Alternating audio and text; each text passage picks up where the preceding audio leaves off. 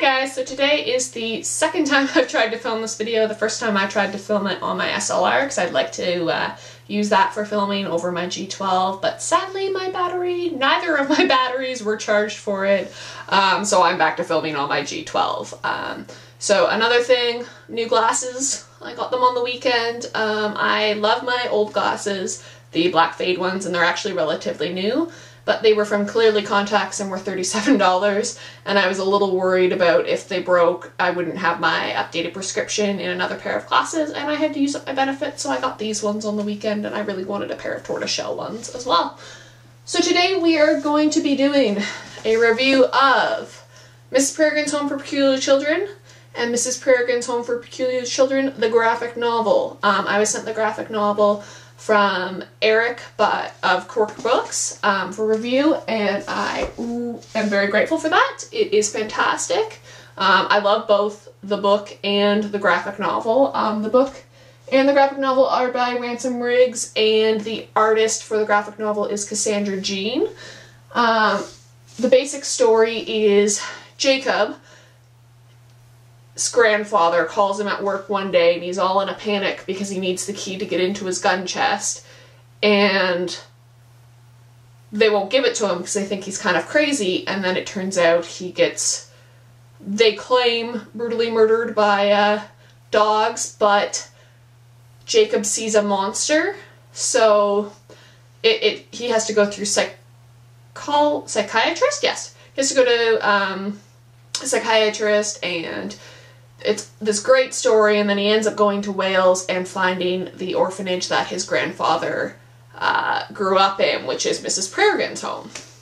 So one of my favorite parts of the book is at the very beginning when right before he receives the phone call, because he's working for a drugstore that his uncles own and he hates it, and he is trying his hardest to get fired, but because his uncles own it, he can't. So he, builds this display of, I think it's either toilet paper or diapers, something like that, and it's the wrong type, and so he just spills them all over the floor, and it's just so typically teenager of your first job and how much you hate it.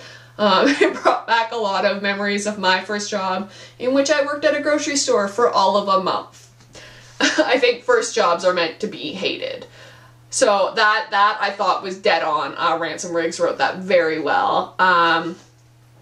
Overall, the story, it's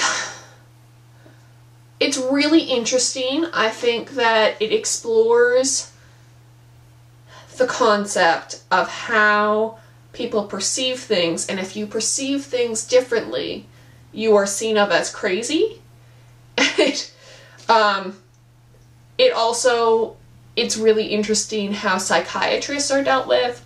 Spoiler alert, the psychiatrist is the bad guy in the end. I find that really interesting. Yeah, that is rather fantastic. I kind of saw it coming a bit. You see it like slowly progressing. He's really interested. He really pushes him to go to this. When you realize, why this school is hidden,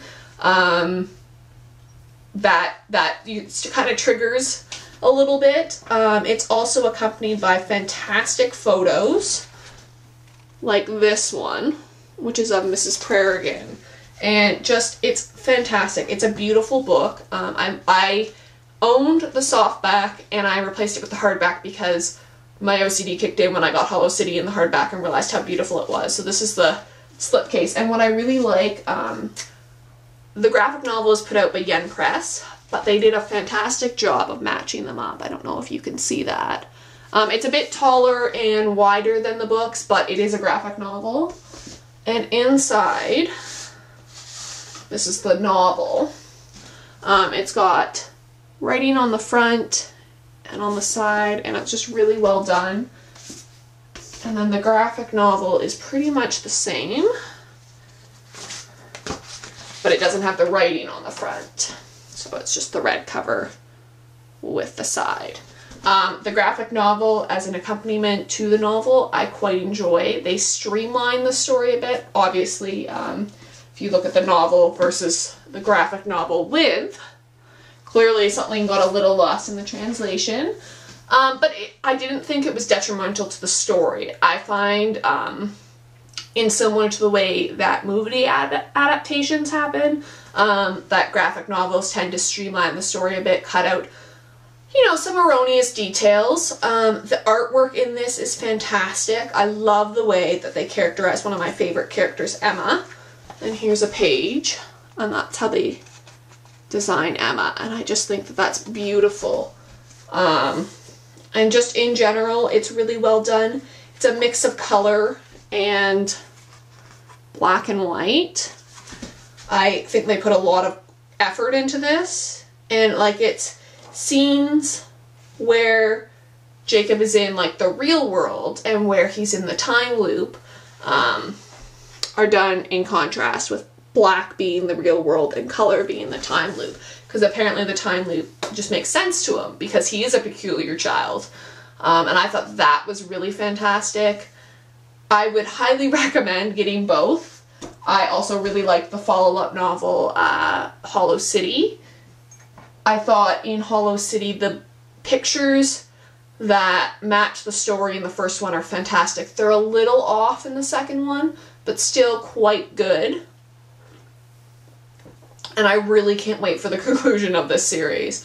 I would highly recommend it for people who like something a little bit different, maybe a little bit with the supernatural, a little bit horror, but still based in reality. It's quite a fantastic story. I really enjoyed Ransom Riggs writing, and I can't recommend it enough. And I will see you guys later on in the week with a tag video. Bye!